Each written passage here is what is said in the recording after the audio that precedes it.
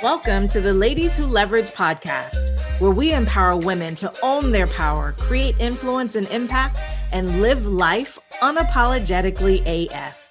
It's time to leverage your expertise, resources, and relationships to build your business, brand, and badassery. So just click subscribe and let's get it. I'm your host, Kelly Charles Collins.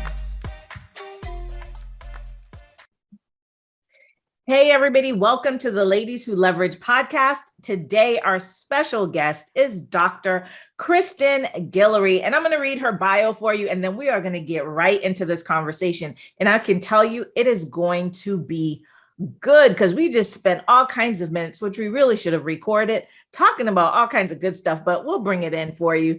But let me tell you a little bit about Kristen. So Dr. Kristen Guillory is an international speaker and author, an aunt, business owner, and coach who has the gift to connect at the heart level. She uses humor, storytelling, and transparency to take her audience and clients on a journey. She is the author of Walking Through the Fog, Hiding Onto Hope When You Can't See the Sun. That is such an awesome book title. But what we're going to be talking about today is her new book, and her new book is Look, Stop Hiding, How to Find Your Voice and Never Dim Your Light Again. Kristen, I'm so happy to have you on to the podcast. Thank you for having me. And you're right. I wish we would have recorded our chat that we had right before this, but that's okay.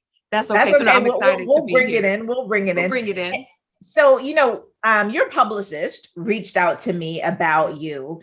And I was looking and I was like, you know what? This would be such an awesome conversation for Ladies Who Leverage podcast, because there's so many women who are dimming their light.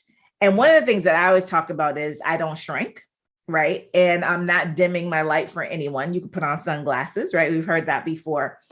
And before, though, we get into all of that in your book, I want you to take us back to where you began, because that also is really a part of the journey that takes us here, so that you could say to people like, listen, stop dimming your light. So give us a little bit about your background.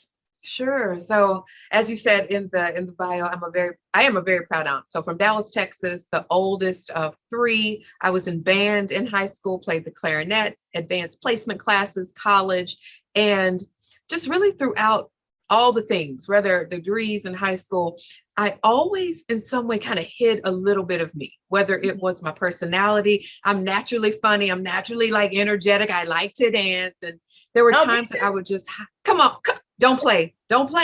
And real talk, in every engagement that I host, every speaking engagement, music is involved and most likely dance is involved. So I knew that it was me, and nobody told me not to be this, but I in some way thought, I need to kind of hide. So got a master's degree really young, got a PhD really young. I was teased a little bit for my age in PhD land. My colleagues were like, we have socks older than you. I'm like, then I hope your socks are cute. Okay. And it just was, I discovered more and more like, wow, you really are standing out. I remember in PhD land, they would go around, first day of class, they go around and ask you, what do you want to do? And everybody is saying, want to be a professor or researcher, which is amazing. I was a professor for 12 years. My response was always, I want to take over the world.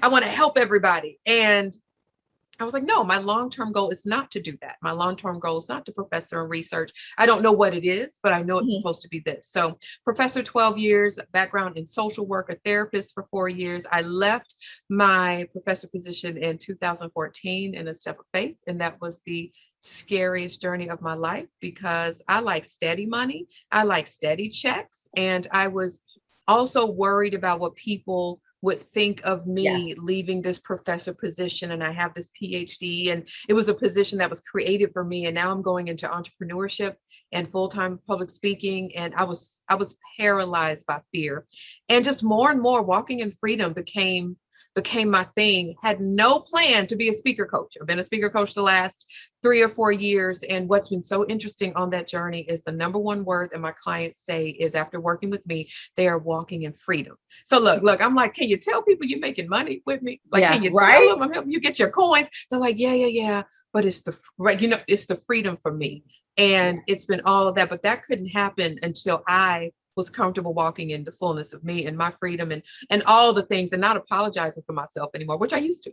Yeah. And I want to take you back because you kind of skirted over the whole thing about getting your PhD, and you tell a story in the book about your dissertation and defending your dissertation and really how that took you on this path.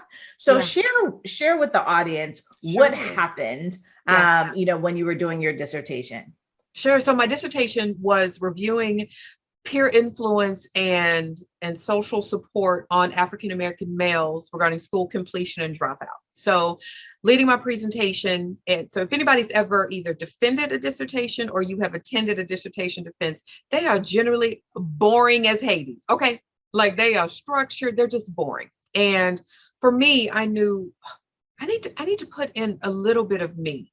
Of course, you have to present all the academic things and things like that. But all I did was incorporate 3 pictures. That's it. The first picture was a picture of some young men with permission from their parents, a picture of some young men who were part of a youth program of mine, just to kind of show them and talk about statistics of what they're supposed to be doing compared to now.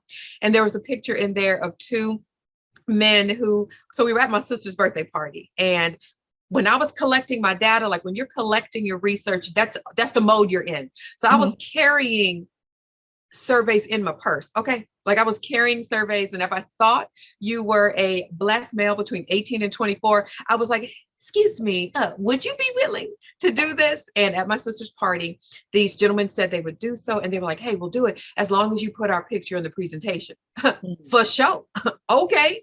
And that's really all I did. I put the pictures, I shared a little bit of my why behind the research. And I went out as they talked about whether I was going to be conferred as Dr. Guillory. And side note, apparently mine was the shortest amount of time to decide.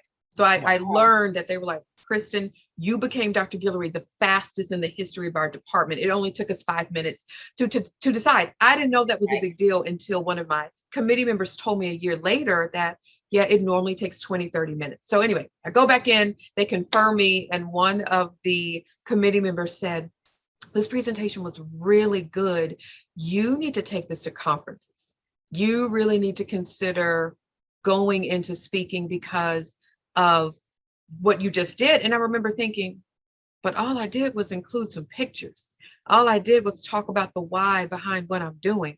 But okay, I trust you. And that, along with some other things, just allowed me to think, so I can be myself in these spaces. And then other things, so other things along the journey. And part of being yourself was including those pictures in the dissertation, right? Because that's not something that's normally done. So, even just stepping out of the box, right, to put those pictures in there was something that was moving you beyond the norm already. Correct. So someone says to you, puts a bug in your ear and says, yeah, you should go out and you should speak. Yeah. And did you go immediately into speaking, or did you go into being a professor at that point? So both. Actually, a year before I defended, maybe 1 or 2 years before I defended, I was tutoring a teacher at a high school in Dallas. She was taking a grad statistics course, and I was tutoring her, and we're doing work. And she said, Kristen, how old are you? And I said, oh, I'm 25. And she said, what are you working on? I know you're in school. I said, oh, I'm working on a PhD. Hold up. You're 25 and you're working on a PhD. Oh my goodness, we need you to come and talk to my students. Would you come and talk to all of my 10th graders? And I was like, sure, I'd be honored. Another teacher walks in the classroom and says, hey, what are y'all doing? This is Kristen. She's working on a PhD. She's going to come talk to my students. The other teacher was like, well, can you come speak to mine? So literally in 5 minutes, I was invited to speak to 300 students. Wow. And I was so honored. And then I spent the next 2 weeks really thinking and praying about what to share. And they were saying, I want my students to see you. You're a young Black woman working on a PhD. I just want them to see you. So I spent the next 2 weeks putting together the most amazing presentation. So this is back in like 2005 and 6, when all of these amazing features and Prezi and Canva and PowerPoint weren't there. So imagine this. I literally embedded a song in every single slide of this presentation, because I included friends of mine who had overcome these hurdles to talk about them. The presentation was called Houston, We Have a Problem. And that's really what started it. But that also is part of my journey of when I did not talk about myself, because the teachers wanted me to talk about me. But in this presentation, I highlighted my amazing friends who had overcome these things. I didn't really talk about me because I didn't think that I had a powerful story. So it was my speaking career started to take off. I was invited to give that presentation 20, 30 times over the next 1 or 2 years. And it was never my intent to go into speaking, but that happened. And then maybe a year later, I decided to show up as me on stage about 6 months after I graduated from PhD. So you know what I mean? Like it's kind of a domino effect and story there, but it's a lot of pieces too saying, are we going to do this? Okay. Kristen, why did you think that you didn't have a story? Right. So you could see in other people, their stories, their journeys, and how important it was, even from the time that you were doing the dissertation. You saw the value in sharing their story and that people would be either inspired, motivated, whatever it was from that story. What was it though that caused you to not think that you were as valuable and that your story was as valuable? Sure.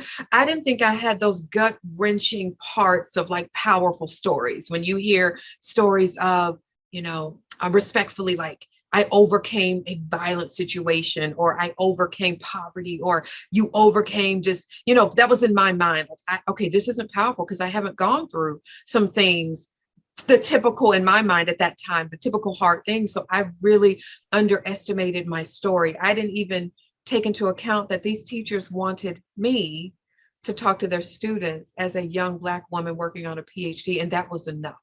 Yeah, that was enough. I did not think it was, so I didn't talk about it. And I love that you say that, because it's a thought that I've had, right? Yeah. Because I think other people, and probably some of our listeners and viewers at this point, probably had that same thought, right? That my story, if your story is not bad enough, if your story is not traumatic enough, that perhaps there's no value, because we think that there's not an overcoming, right? And so we think that good stories have, this drama that you then overcome and you do whatever.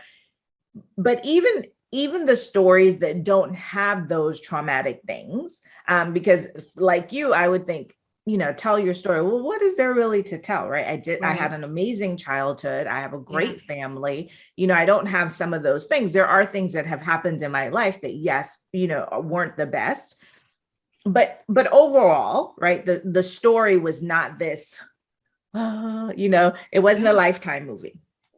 And so I think that there's so many women who, when they think of themselves, right, I think that part does cause a lot of women to not share their story because they don't see the value in it.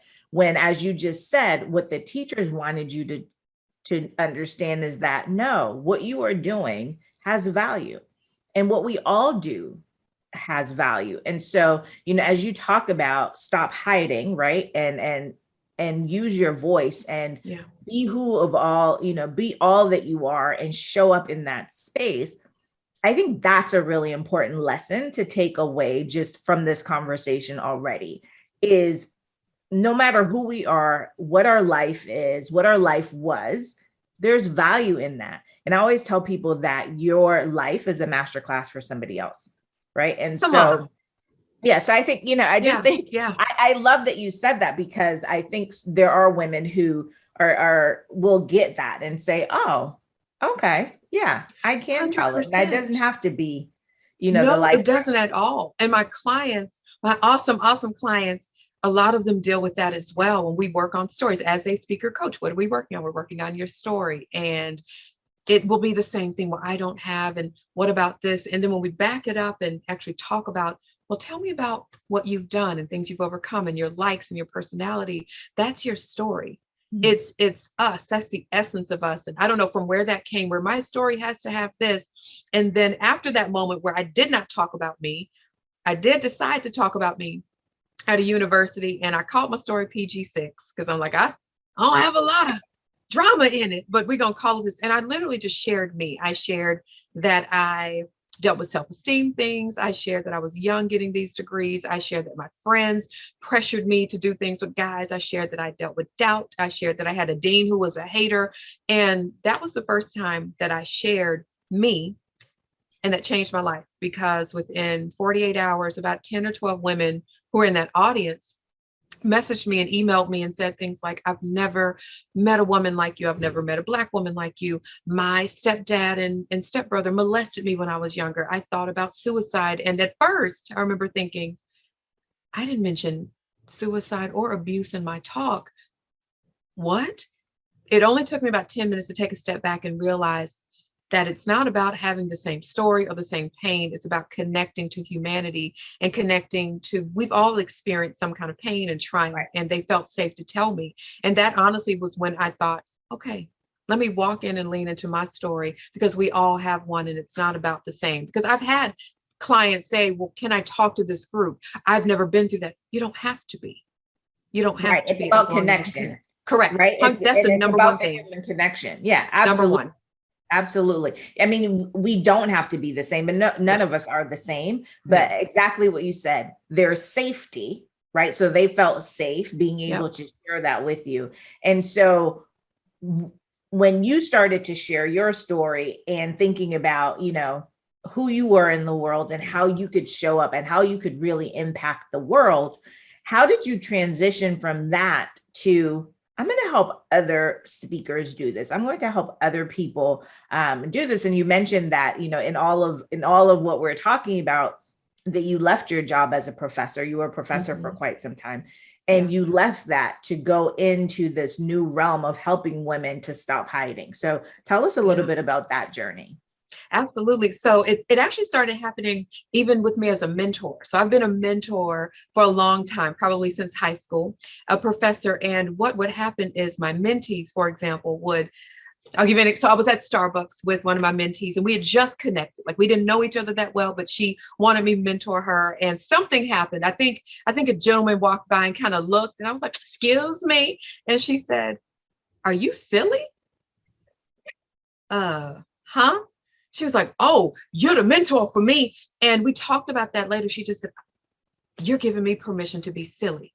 Across the board, I solo travel. I'm a single woman who believes that being single is a blessing if you allow it to be. And I had students when I was a professor who would come to me and say things like, so Dr. G, so you wear heels and you're happy.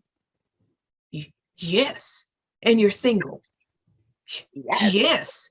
Oh my gosh, good. I'm like, okay, but why good? Because for them, their I statement, I don't often see happy women who are single, and you're wearing high heels because you want to and not for a man. I don't ever see that. So I just started seeing that by me showing up as me. I wasn't walking on this college campus, I need every woman to be proud and say, it was just so that continuously happened more and more. And even before I started speaker coaching, I had college students tell me, one gentleman in particular said, you may not remember this, but you gave me permission to be me in that counseling class when you affirmed me. I didn't remember that. So it's always been a part of me, apparently. I've just now put it into the area of speaker coaching. Yeah. And you mentioned connection. So as a speaker coach, what I encourage my clients to do is, number one, connect at a heart level. How do you connect at a heart level? You lean in and you are authentically you. And it's across the board. That's one of my clients the other day just said, I think you bamboozled us. We thought we were coming in here to get tips on how to speak to you, but you are setting us free. You are helping us to show up as who we are, because I have never done that, or I haven't done it in a while, or I don't know how. And I am so honored to be on this journey. It almost is like the more I just show up as me, I'm not even trying to teach you how to show up as you. It's giving so many people permission. I've literally probably hundreds of stories of women coming up to me after engagements or messaging me about something they saw in me or connected, or I gave people permission to wear braids and decorations and braids. I'm like, okay, Yeah. all right. There's such a freedom in being who you are. Yeah. Right. And when you talk about showing up authentically as who you are, I want you to talk a little bit about, because you talk about this in the book, you talk about, the types of things that you did in your speaking to show up authentically. And so as we go on this journey, part of your journey in talking about, really how people can stop hiding, and particularly speakers, being a professional speaker myself, understanding the kind of rules, right, that we've been told about. Talk about how you broke some of those rules and the molds around what was supposedly expected of us, especially as Black women, right? Yeah. Showing up in a space, and how you have translated that to helping your clients find their own freedom to be exactly who they are. Absolutely. So I'll tell you about the NASA story. So yes, I had an opportunity to speak at NASA. Okay. And was there. So for me, I don't like podiums. I don't like to stand behind podiums. I don't like to speak behind podiums because there is a block. And I also, as I said earlier, I incorporate music, but I also want to respect the space. So I saw this podium and we're at NASA and I thought, I don't like podiums, and it doesn't hurt to ask. It doesn't hurt to ask. And so I found someone who was in charge and said, can we move the podium and can I play some music? And they were like, sure. So here's the really, really cool thing that happened. Before me, the podium was in the middle of the stage and everybody was doing a great job. My turn, they came and moved the podium for me. And I was able to get closer with the audience. There was a song years ago called It's Going Down by Young Jock. Yes, yes. So that is part of my story. So we did it. I brought somebody on stage to do the Young Jock dance with me at NASA. And here's the amazing thing that happened. Nobody put the podium back. Nobody moved the podium back. Everybody after me seemed so much more comfortable, so much more relaxed. Like people were leaning on the podium, like, oh, tonight's a good night, right? And that was just one thing of me showing up as me. Another thing that I've done is I've learned that the traditional, and this is no judgment of the frameworks and anybody who's used them, because I have, but the traditional public speaking frameworks, respectfully, were not created with most of us in mind. They were not created with women in mind. They were created many, many, many years ago by older white men in the 70s and 80s that were even in particular fields. And so what we've been trying to do in speaking is fit ourselves into a mold that was never meant for us. It wasn't. And again, a framework created by other people 40, 60 plus years ago. And I've discovered that the reason we get so nervous on stage at times is because we're trying to be who we're not, as opposed to getting on stage and just saying, what's up? Another story is a client of mine she works at a big company and they were combining with another company and she was given the welcome. And I said, okay, what are you going to do with your welcome? What do you want to say? I'm going to do good morning. I said, no, you don't say good morning. That's not you. What do you do? Well, normally when I'm with my staff, I say, what's up, y'all? Let's get to work. Then say that. Mm-hmm. I can't do that. The other company is much more highbrow than we are. But is that authentically who you are? Yeah. Then say that. She called me the next day and was like, Dr. Guillory, like, tell me. So here's what she did. She started off by saying, when I work with my staff, I normally say, what's up, y'all? And we're family today. So when I say, what's up, y'all, you say it back. What's up, y'all? What's up, y'all? Here's the really cool thing that happened. There was a panel discussion of executives. Every single executive who got on that panel, who participated, said, what's up, y'all? First thing out of their mouth, what's up, y'all? Even more, what's up, y'all became the hashtag of the weekend.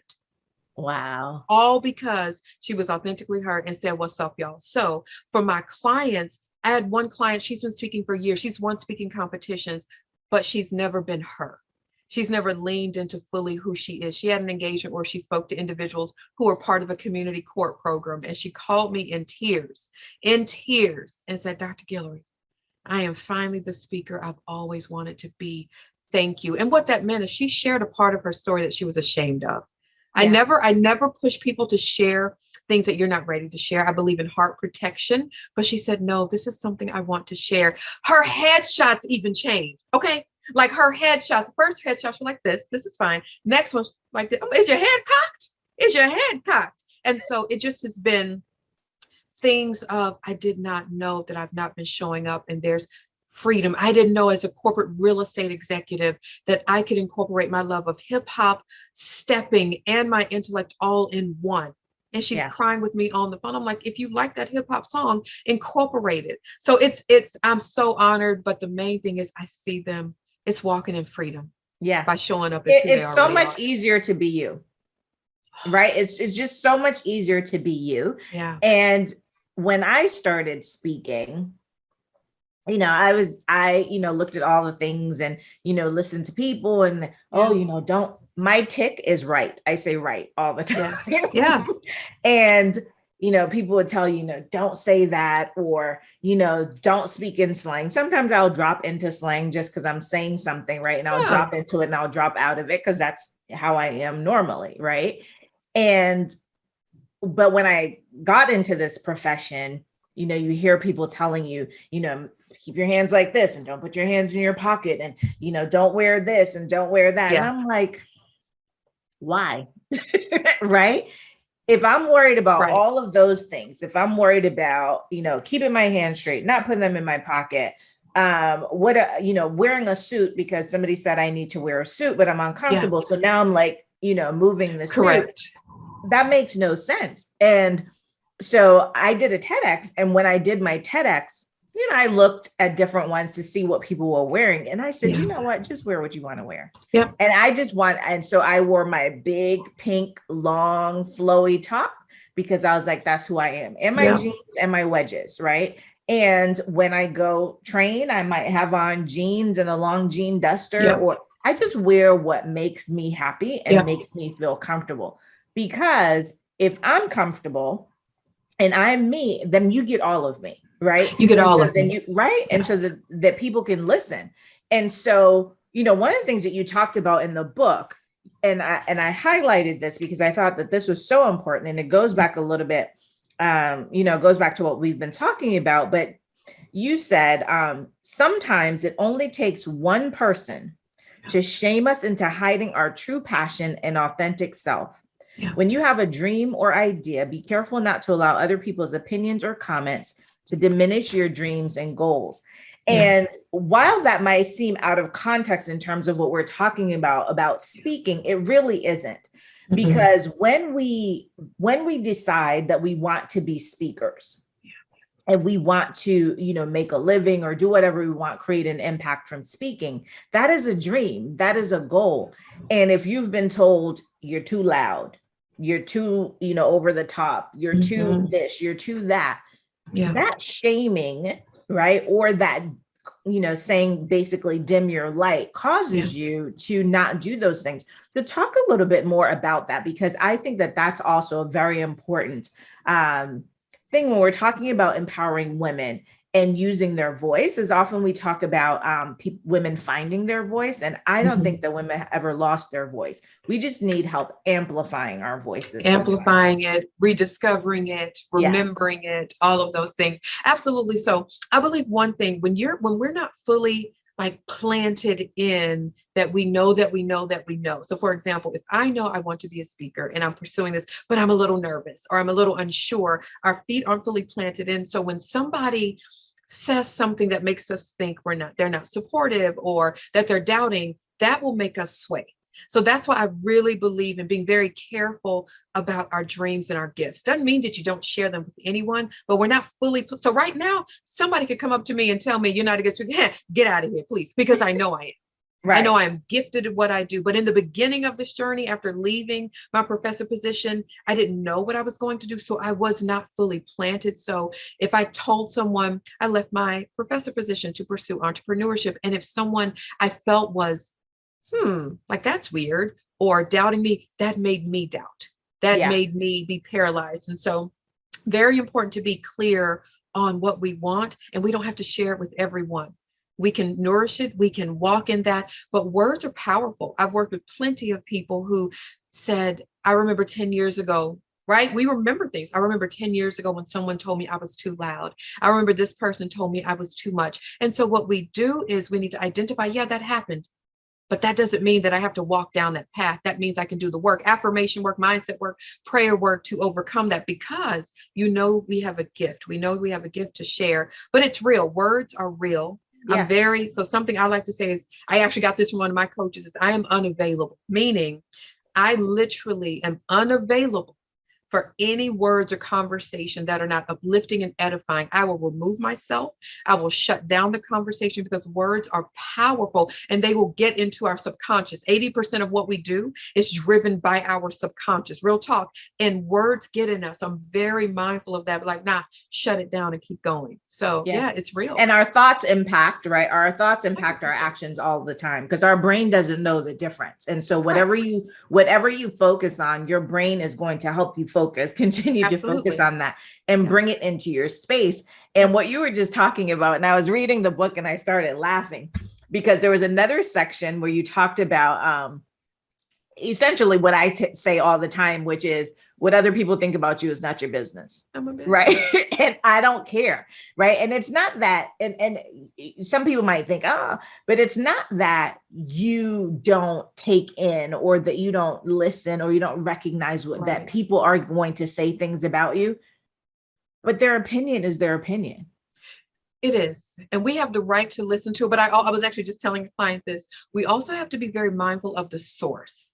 And here's what I mean. We're talking about speaker coaching, right? So if you're coaching me, if you're giving me some tips and I go tell someone they want me to do this and that person says you shouldn't do it, is that person a speaker? Is that person a speaker coach? Does this person have a track record? So we've got to be careful of the source of the input. And I think it's like, oh, they said I was bad. That's their opinion. But who? Yeah. But is it the truth? Let's lean into all these amazing things. As a professor, I remember getting evaluations. And I was a really good professor. I was always rated as a top professor. But it was that one comment that said, oh, whatever it is. Won't it drive you nuts? The one. It could be 100. Focus on that one thing. It's the one. That's our nature. Like that is our nature to say, you have 100 people saying you are the best professor. You have changed their lives. But one person said you gave too much work. One person said they didn't enjoy the class. That's what I'm focusing on. So it's literally reframing and shifting and saying, wait a minute. They have the right to feel that and experience that. But let me lean into all of this because they're not lying.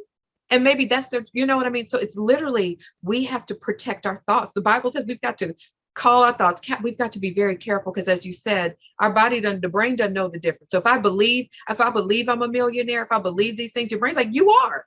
But if I say I'm not, your brain's like, okay, you're not. Yeah, I'm very big on that.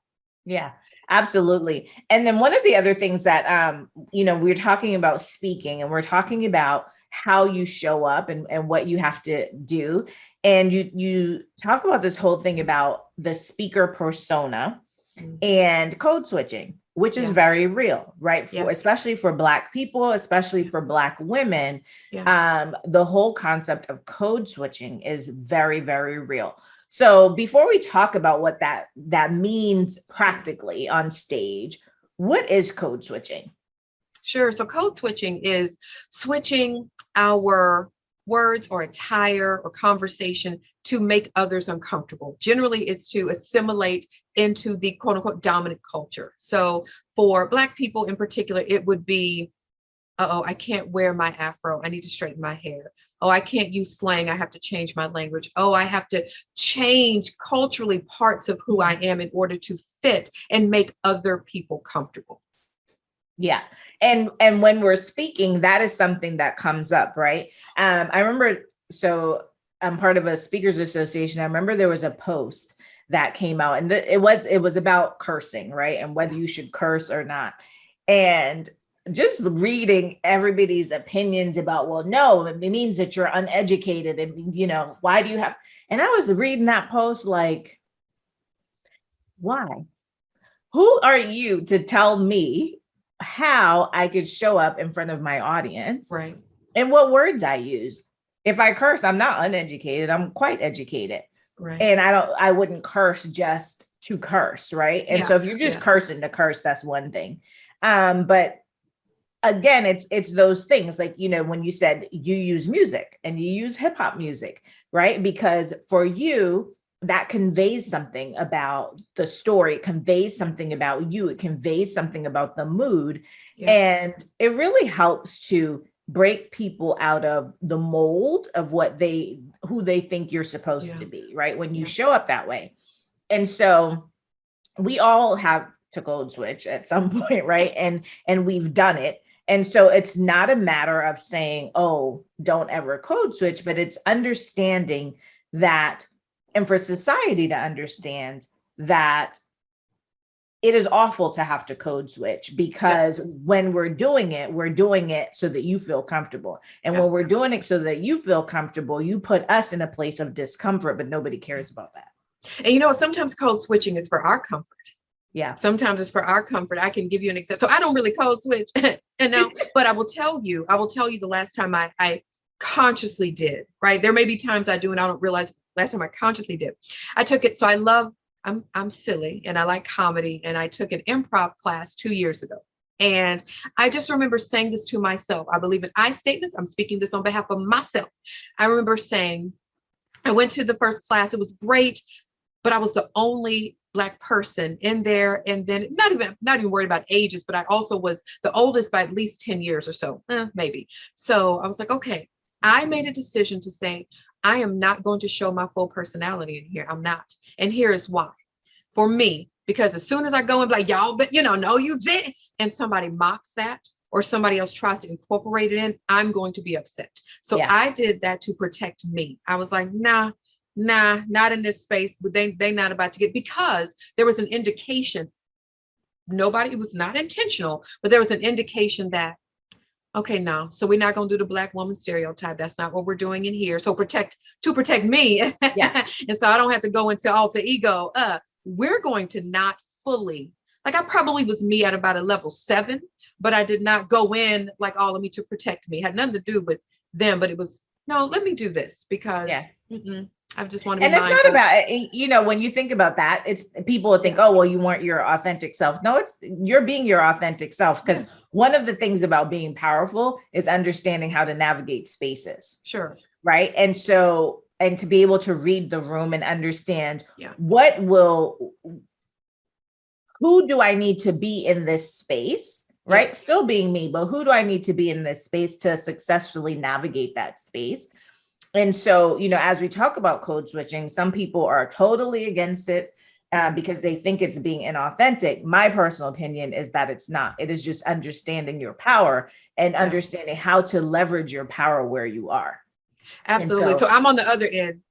No. So in that room, it wasn't about me identifying power, it's about me covering it up. And which is why I did not finish the class, because I don't ever want to not be me in spaces. Yeah.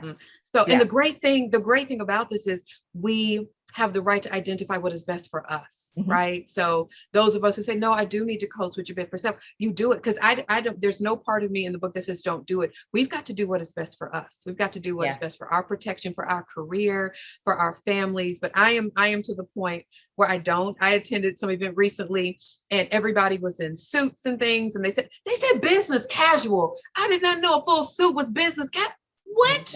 It's not.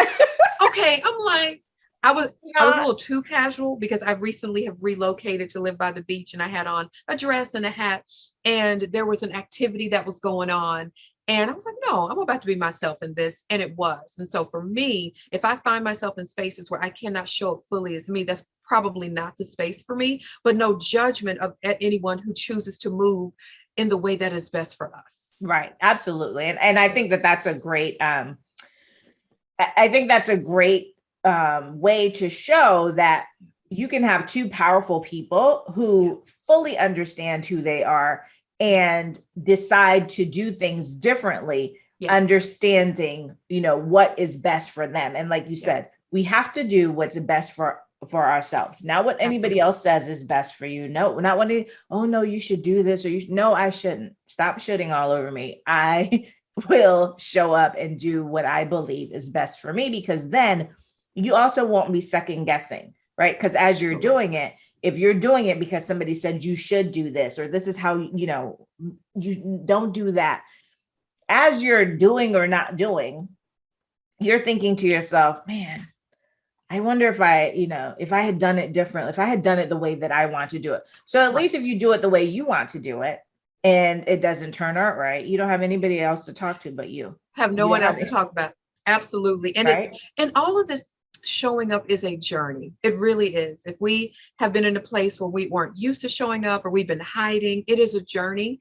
And I like to always say, be gentle with ourselves. I have a client and he is starting to show up in different ways and spaces. He's in corporate America, a really high position in a certain place. And we worked on a talk. And as he was giving me the talk, he told me the opening. I'm like, no, that is not you. Let's try it again. So he's describing his journey. He's describing, I grew up in this community, was this and this and wasn't good. And I said, kind of like started from the bottom. Now I'm here. Like, do you know that song by Drake? He was like, yeah, I like that song. Is that something that would you open your talk up with that? He was like, can I do that? For sure. And so he did. He started from the bottom. So he did that. He loved it. The kids loved it. Then he had the same opportunity to speak at his job. And he said, I don't think I'm going to do the Drake opening. I think I'm going to do the other opening talking about my grandfather. And that was a moment where he did what was best for him. Right. Because he said, I've never really shown up as me all the time. And so I need to be gentle and maybe not yet Drake at work, what I mean? But that's still him. He still knows, but he did what was best for him in that space. So yeah. Absolutely. And then one of the things I want to talk to you about that we kind of talked about before we got on the recording, it's the whole thing about money and money as a speaker and the value and asking for it and conversations, things that you've had with your speakers, because when we are trying to inspire other people, motivate other people, coach other people, create impact and change in other people, the value starts with you, right? And so if you don't value your own self, trying to impart that value or having somebody else see that value is very hard. And so when you are dealing with your clients and, talking to them about, their value in speaking, what are some of the challenges or obstacles or things that have come up where, you have to help them to get past in order to really understand their value so that other people can interpret that for themselves? Absolutely. Well, belief is the number one. If you don't believe, so it's a couple things. It's we may not believe that we have value to offer, and then we may not believe that we deserve to get paid. That's probably the number one thing of, do I deserve to be paid? Especially if we are my background is mental health and things like that, but especially if we're in a field like education, mental health, where social work, where, you may not make a lot of money. You're supposed to serve. So the idea of you can be paid, you can monetize your expertise and serve, that's a little weird because it goes again. So we work on mindset. A client said to me once, he said, Dr. G, what if nobody will pay me? My response was, then they won't. He was like, huh? If you are believing that no one's going to pay you, then they won't. Now, latch on to my belief. Remember who the Lord, you know what I mean? But it's getting there. Also, way to get over that is also saying you're not charging for an hour, right? You're not charging for an hour. You are charging for what you can do with the hour. You're charging for all of these years of experience. You're charging. There's a story, and I'm sure you've heard this, where it says, long story short, somebody had a broken water heater. The fix-it person comes over. Fix-it person goes to the basement. They hit the water heater, one hit, and they charge $500. The homeowner's like, $500? What? The fix-it person says, okay, $1 for the hit, $4.99 for knowing where to hit it. So I teach my clients, y'all know where to hit it. You know how to make this hour seem amazing. People who work with me are like, I cannot believe we just got that much done in a 30-minute session. Yeah. What? Because I know what I'm doing. I know I'm good at it. So they, one, have to believe that they're offering value. Yeah. They, two, have to believe and know that you are valuable now, and an additional degree, additional years of experience, additional certifications are not going to make you more valuable right now. You're valuable. Go get them if that's what you want. And then two, that you deserve to be paid. Being a speaker, Yes, we may get on stage and knock it out in 30 minutes, but think about everything that we've done to be able to share what we just shared in those 30 And minutes. distill The it into those 30 And minutes. absolutely, whether it's personality, whether it's our personal triumphs and things we've been through and overcome, it's our education, and we can do that in those 30 minutes. And so Yeah. that's something we work on. We do, as I mentioned earlier, a lot of affirmation work, and I literally have them repeated. Last night, one of my clients, I'm so proud of her. Last night, she got on, I believe in celebrating.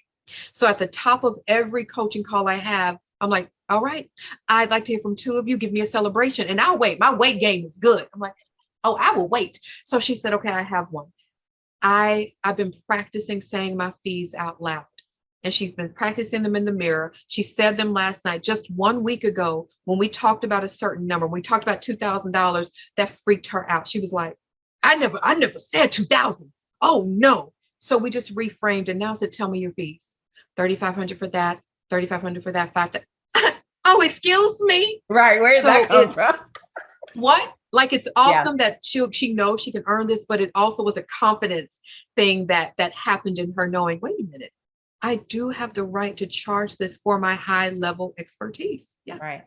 And expertise, I tell the speakers who are in Ladies Who Leverage, or speakers who speak to me, I don't trade time for money. When I was a lawyer, I traded time for money, right? Because we have billable hours. As a professional speaker, I don't. You're paying me for my expertise. So what I tell you my rate is, if I tell you it's for this, talk for 60 minutes or 90 minutes, don't try to calculate what the per hour or per minute is. It has nothing, there's no correlation between the two. No. And that expertise is not just book knowledge. So that's another thing I think people get caught up in terms of trying to determine what their fee is and hiding, right? So we talk about, stop hiding, is that they think, well, I didn't go to college. I don't have, like you said, this certificate or whatever. So they think that they're going to go get all of these certifications or go get another degree, when your life is a whole masterclass in and of itself. Yeah. Right. And so when we think about expertise is everything, right? Yes. It is everything that has happened in your life that really brings all of that to the forefront and allows you to, to demand, right, your value. And then going back to you and you as a speaker coach, the flip side of that too is that when we decide that we want to ask people or demand that other people pay us, we have to be willing to pay that type of money to other people also. Mm-hmm. And so, with you as a speaker coach, it's so important that people understand that the investment is not an investment in you, right? So whether you charge 2,000, 10,000, 20,000, 50,000, if somebody is teaching you something, because now they're leveraging their expertise to help you, that is an investment in you and not them. And so talk about how important it is for people to have coaches and mentors and helping them so that they do stop hiding, so that they do, show up as who they are. Absolutely. So I will never not have a coach. Okay. I will never not have a coach. I've had mentors. I still have mentors and coaches, but we, as amazing as we are, we still have plenty of blind spots. We still have things that we need to work through. And also, I don't think we want to be stagnant. So we want to move up and change things. And a coach, which is what we do for folks, a coach allows us to do those things. So I 100% believe in whatever you do, whether you have a coach for free or whether you're investing. But I do believe in that, because as a thing that somebody said, they were like, having a coach is like getting the fast pass at Six Flags. You can still get there, but with the coach, you'll get there faster. And I also believe in investing. I remember when I started to increase my investment numbers for my programs, I remember thinking, have I invested this in coaching? And the answer is yes, because I can't invite someone, whatever the number is, to say my program is 5,000 or 10,000, and I've never invested that. I just believe in, and I tell my clients all the time, I will never encourage you to do something that I have not done. Literally, I will never encourage you to do something that I have not tested out. Even if I was merely testing it, there have been times I have spoken at conferences really to test it out for my clients. That's the truth. I'm like, y'all, I'm going to this conference in Vegas. I want to test it out. to determine if I'm going to recommend it for my clients. Like I'm in these speaker streets for them.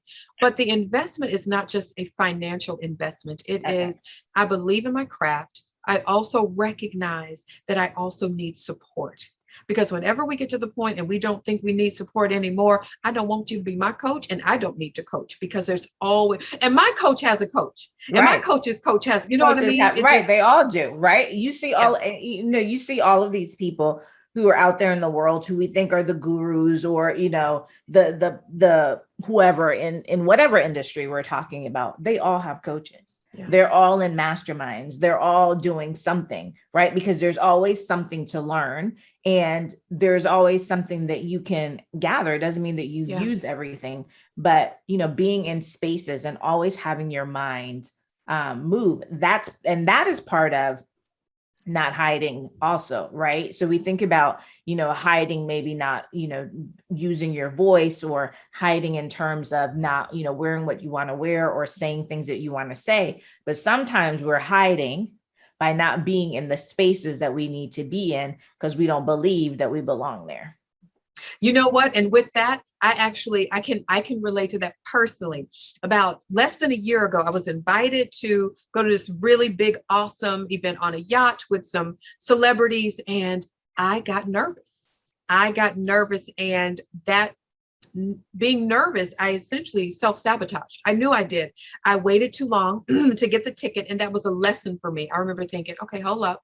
I tell my clients, being nervous is not a bad thing. Being nervous is an indication that what you're doing is important to you. So for me, I didn't take my advice, and I allowed, and as soon as I went on to get the tickets, they were gone. And I just said, listen, move forward, because I deserve to be in this space, and it's space with people who are at different levels and different backgrounds. And I have something to offer in this space. I have a lot of good things to offer. So yeah, I had something that happened recently, and I'll share that because even if you've been a coach and been doing things for a long time, we are still human. That's right. And there's that, we're human. And so things may come up, and I'm grateful that I have tools to overcome it, or have lessons learned in it. And finally, I'll share that you were mentioning, to make sure that all of us know that we are enough now. Our expertise is not just our job and degrees and certifications. As many degrees as I have, behind my name, I still thought I needed a life coaching certification about 7 years ago.